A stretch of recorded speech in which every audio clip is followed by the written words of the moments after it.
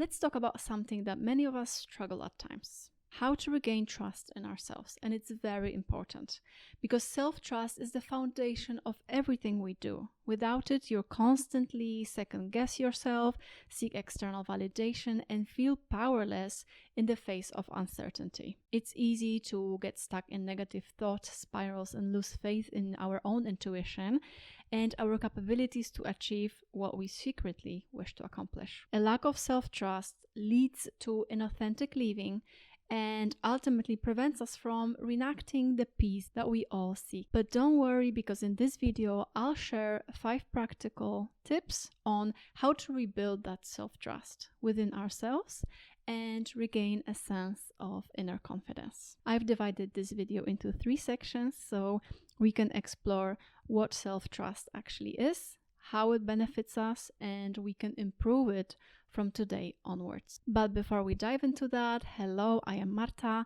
and on this channel we dive into the art of emotional regulation, mental discipline, self-love, and self-observation, all that helps us navigate our emotional lives with more ease and helps us to live to our fullest potential. If you already know me, then thank you for being here and welcome back. And now let's get back to the video. Let's start with the big thing, that you are not your thoughts. A lot of us get caught up in the idea that whatever pops into our mind reflects who we actually are. But that's simply not true. Thoughts come and go and are very temporary in nature. The problem only comes when we fixate on the same negative thoughts over and over again. Your brain starts to treat them as something that is important and it brings it up to you, to your attention forward. And whatever we focus on, whether it's positively or negatively, sends a signal to our mind that it's important. It's like your brain is trying to say, oh, you think about this a lot, so let me help you by pushing this thing forward to you more often. But the repetition of a thought doesn't make it true. Of course, it doesn't make it true to our subconscious mind, but not objectively. And accepting a negative experience is actually a positive experience. So remember, thoughts create emotions, and if you constantly dwell on a negative, it can begin to feel like reality. So the next time you have a negative thought that arises, acknowledge it and let it pass. I also have a video on how to deal with your emotions with the letting go method, so it's also linked in the description below. And I mentioned that you are not your thoughts and your emotions because you can observe them. And what you can observe is simply not who you are. Instead, you can remain aware of them and see them as this neutral observer. If they were who you are, you could decide what thought to think and they would instantly appear, but this is not how it works. Thoughts arise seemingly at random, beyond our control. So who's thinking these thoughts? They are like passing trains, but you are the platform that these trains visit.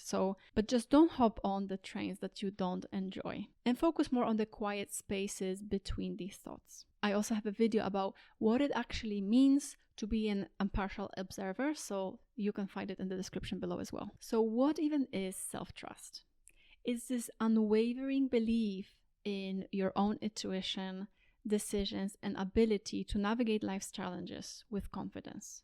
That it's this knowing that whatever is going to happen in my life, that my life unfolds perfectly and it all happens for you, not to you. It's you showing up for yourself every day because you made a promise. It's you having no doubt in your own decision making. Instead of asking for the opinion of all the people around you, outsourcing that burden of making decisions. You see, the relationship that you have with yourself is like any other relationship, and it requires trust and respect and love and acceptance. And it's the only relationship that is going to last you your entire lifetime. So it's very important. Now, how do you know that you lost the trust in yourself? There are a couple of telltale signs. For instance, do you find yourself questioning every decision that you make? Do you beat yourself up over past mistakes or feel like you need this external validation to feel good about yourself or your choices? Do you feel like you don't live to your fullest potential, feeling failure if you pursue what you truly want, your dream life? These are all signs that you may not fully trust yourself at the moment. Some other clues include low self-esteem, for example, struggling with self-acceptance,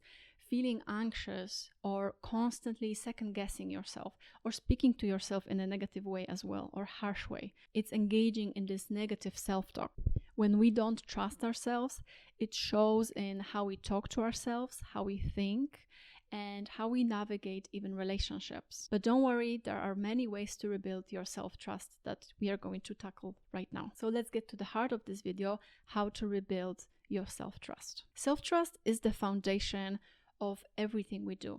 It's the inner confidence that guides your decisions, fuels your resilience, gives you strength, and helps you navigate life's challenges with clarity and strength. If we don't have it, we constantly doubt ourselves, seek external validation, and feel powerless in uncertainty. With self-trust, you become unshakable. You trust your instincts, stay true to your path, and create a life that aligns with your authentic self. If you want to stop doubting yourself and start owning your power, then building self-trust is non-negotiable. Number 1, start with positive affirmations.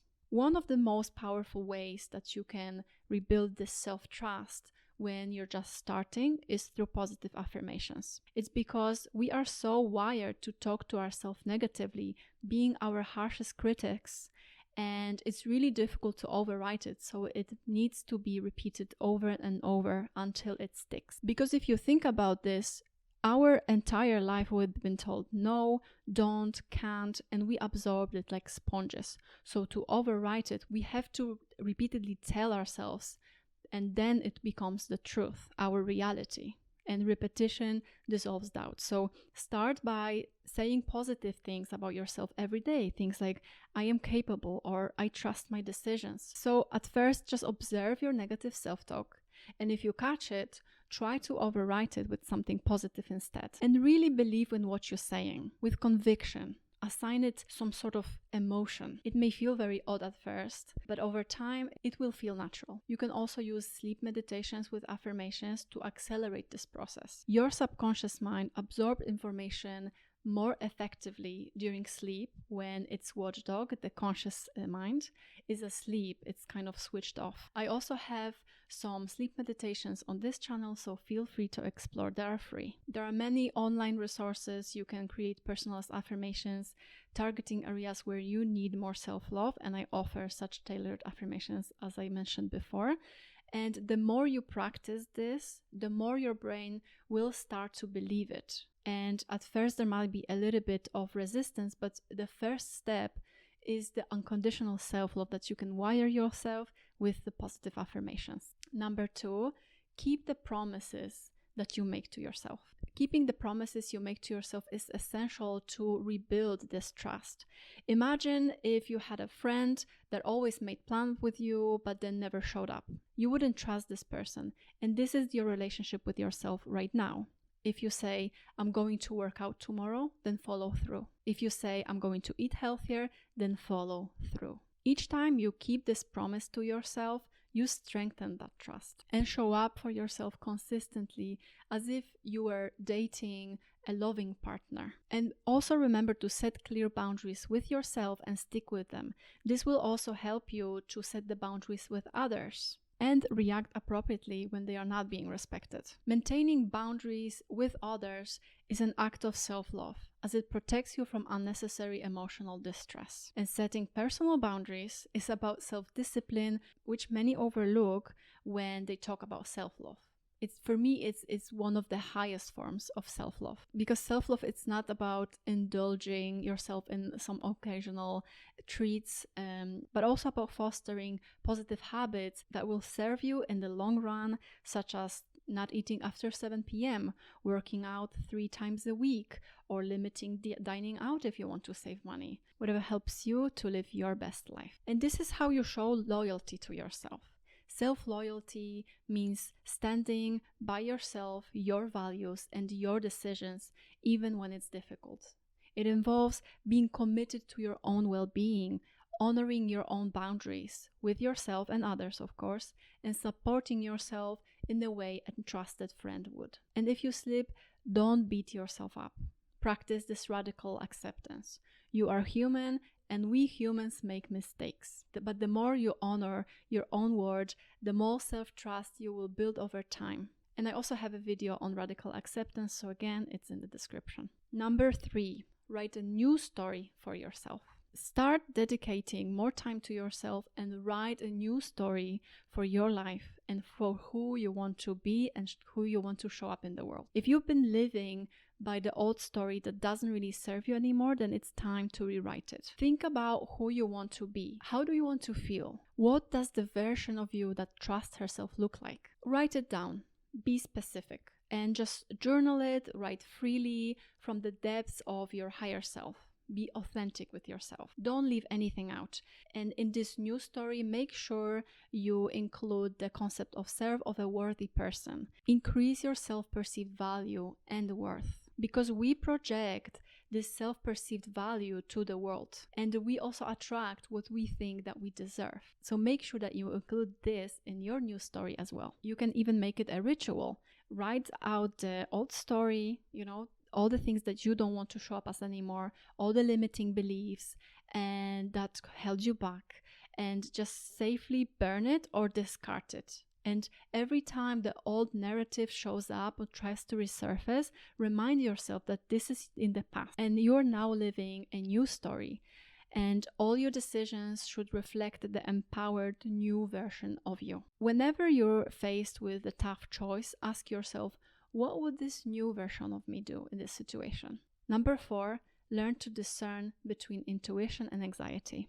This one is crucial. Intuition is this calm, quiet voice inside that guides you towards what's right for you. And it's usually this voice within that we kind of try to talk ourselves out of and not listen to because it seems a little bit too random at that moment. And anxiety, on the other hand, is loud and overwhelming and stems from fear. It can trick us into thinking you're following your gut, but really it's just fear taking over. So how do you discern between these two? Meditation is key because regular meditation helps you tune into your inner voice, and then you can recognize it and understand the difference. It also creates the space for you to surrender and observe yourself more closely. And it all starts with self-observation and gaining more awareness. And when you're anxious, the feeling is usually tied to fear and has some physical sensations like a racing heart or something feeling in your stomach or your chest. But when it's intuition, it's more like this peaceful, just guiding nudge. The more you listen to your intuition, the stronger it becomes, like a muscle. So don't ignore it. Follow it. And every time you follow it little by little, it's going to become even stronger. Number 5, focus on yourself. Finally, take some time to focus on yourself and make room for self-reflection. We don't allow ourselves to stay with our thoughts for too long because they're uncomfortable sometimes. But how can we truly know ourselves and know what we want if we surround ourselves with noise all the time, or company, or entertainment? Focusing on yourself, meaning reclaiming your energy. Yes, practicing regular self-care, like spending time alone or treating yourself, is part of it. However, focusing on yourself, in my view, comes down to one major practice, which is daily meditation. And it took me a while to understand it. Practicing meditation every day is key to emotional regulation. I rely on meditation at this point, and I cannot go without this. While meditating, you get to know yourself. Who are you? What are your desires? What kind of thoughts come to your mind when it's idle? All these things are an important insight and require time to understand yourself. Meditation isn't about stopping your thoughts, but observing them and letting go. It's about being aware of your existence. I would recommend you to start meditating 10 to 15 minutes a day. of some Vipassana, focused meditation, or self-inquiry meditations. These are all great. And keep it at the same time every day so that you can form a habit. And over time, increase the time spent on meditation to twice daily for at least 20 minutes at the time. And if it feels too much for you for now, and you think you're too busy for this, then I understand, but it's also a choice you're making. And I'm asking you, can you truly commit to yourself? I believe in you. Rebuilding trust in yourself is an ongoing process, but with consistency and self-love, you will get there. It's not a contest or a test. If others do better or don't do it at all, it's none of your concern, really. And if it feels like it's difficult, it's because it is. It is really difficult.